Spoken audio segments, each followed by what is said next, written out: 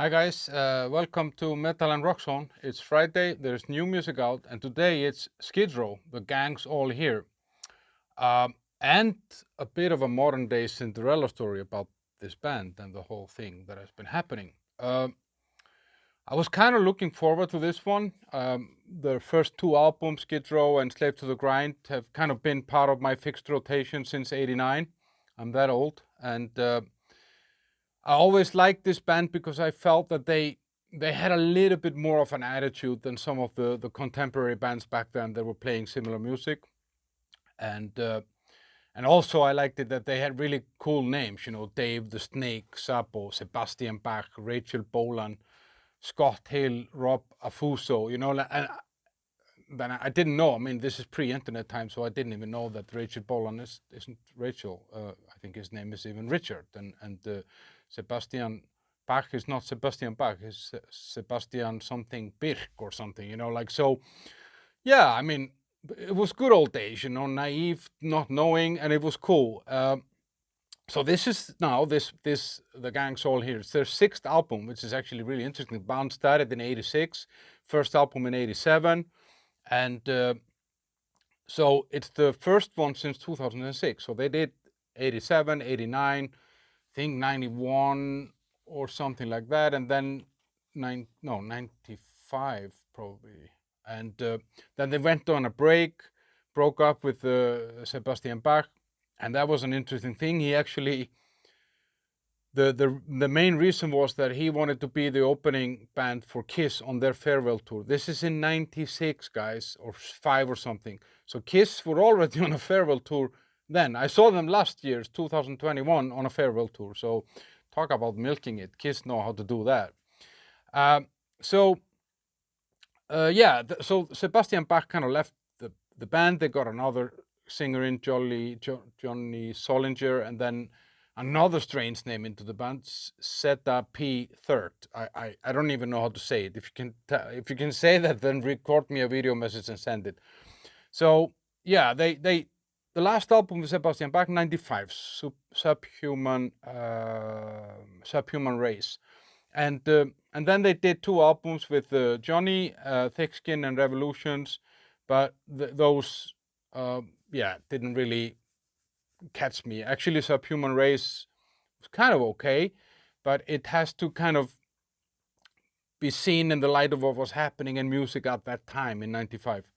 You know, the height of the grunge and all that, and you know, rock and roll had just changed. You know, so I thought that, to be honest, I kind of thought that this was one of those bands that would never kind of come back. You know, I didn't have high hopes for Skid Row, and they had a really low profile. I mean, Sebastian Bach was actually much more visible. I just found out actually that he's been making albums. I've just been kind of following him on social media, and is a very kind of how can you say it, divisive, or you know, he takes a strong stand on the things that he believes in. I don't, I actually never agree with him, but I like him anyway, you know. So and yeah, and then of course the whole grunge effect that kind of made it hard for bands like this to come out with new music. The appetite just wasn't there.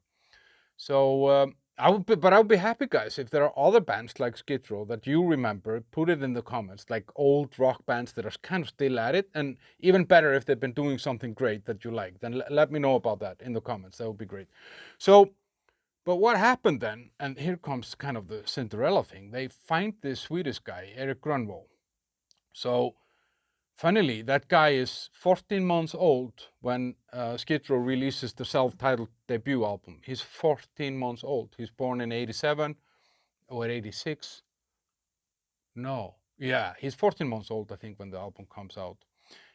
He's singing karaoke. He was playing as a teenager back in his home country, Sweden, and then he's doing karaoke. He goes into the Idol competition in Sweden in '99, and he wins. And one of the main songs that he sang on that competition was "18 and Life," Skid Row song, and he did it amazing. You can find that video actually on YouTube. He joins a band called Heat. They do like 4 albums. They're quite successful back in Sweden, and they toured actually. I think they toured with Scorpions and some other bands, you know, like kind of worldwide, you know. Um, so here you have this guy in his Sweden doing rock and roll, singing Skid Row songs, and Skid Row is kind of, I don't know, somewhere lost in the clouds, and then before they kind of get together, he gets leukemia. He had a life-saving bone marrow transplant last year in August.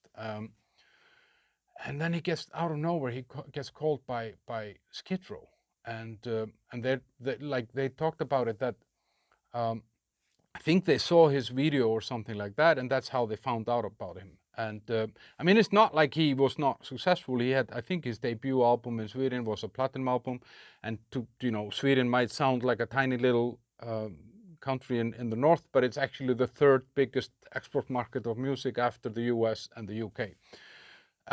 So they get him into the band, and also they have a new drummer, I think, I think he kind of recently, Rob Hammersmith, another name, Hammersmith. I mean, how appropriate for a drummer, Hammersmith.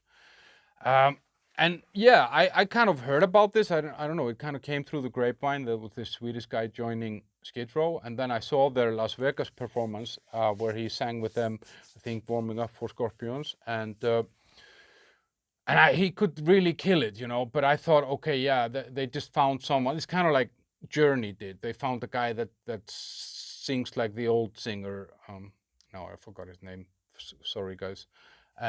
Or Accept, the German band. They've just found a guy that sounds like Udo Dirksneider, and so I thought, okay, they're just gonna become like this. They're gonna be playing the old songs, and they're gonna be making it sound like Sebastian Bach is singing with them, but it's not him. I mean, and to be honest, I mean, Erik Gronwall made his bed from 18 and Live, so why not? But then I hear this album, and it fucking kicks off with a statement. The first song, Hell or High Water, amazing chorus. You want more of that chorus when you hear it. Second song, the title song, super catchy and but hard. It's hard hitting stuff.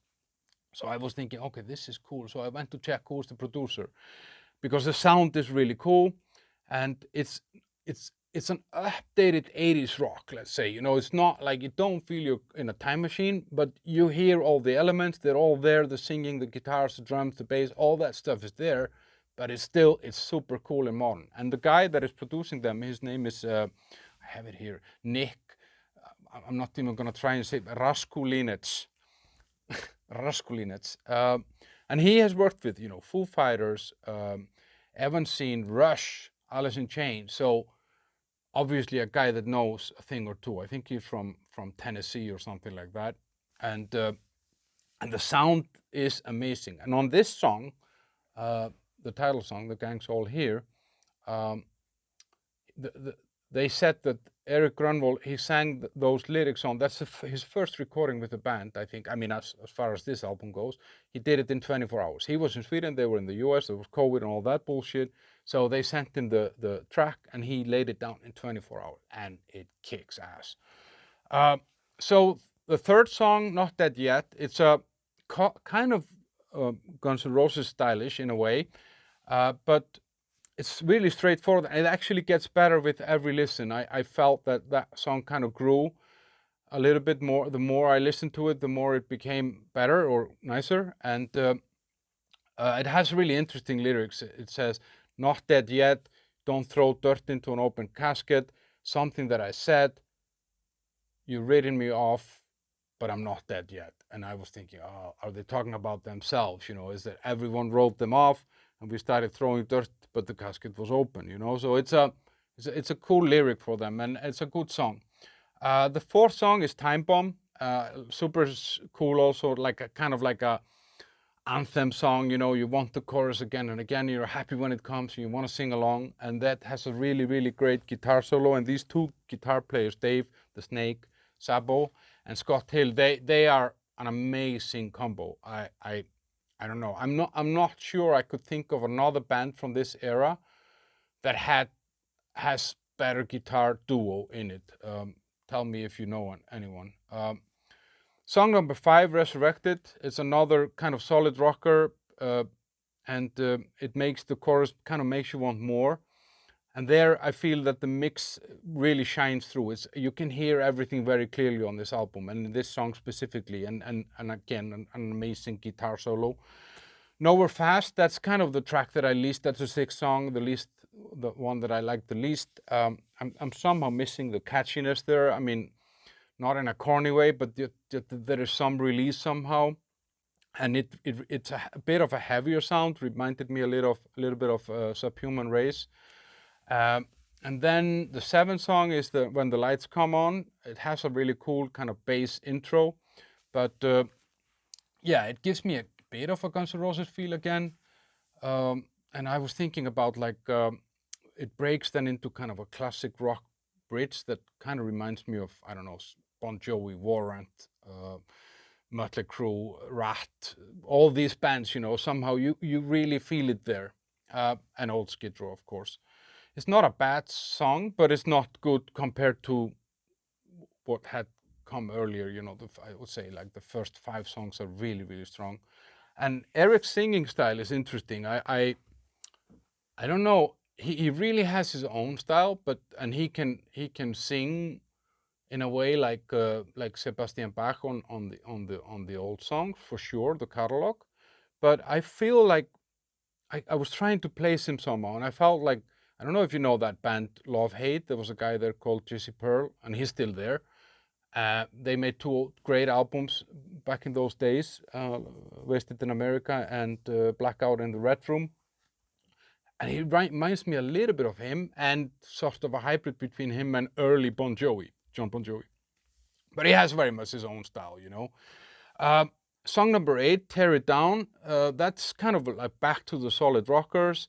Felt like that song has really like a cool backing vocals, like kind of the band comes in, all the band comes in the backing vocals, and I think that would be a great one to sing in concert as an audience, to sing along. The 9th song is kind of the strangest song on the album. It's called October Song.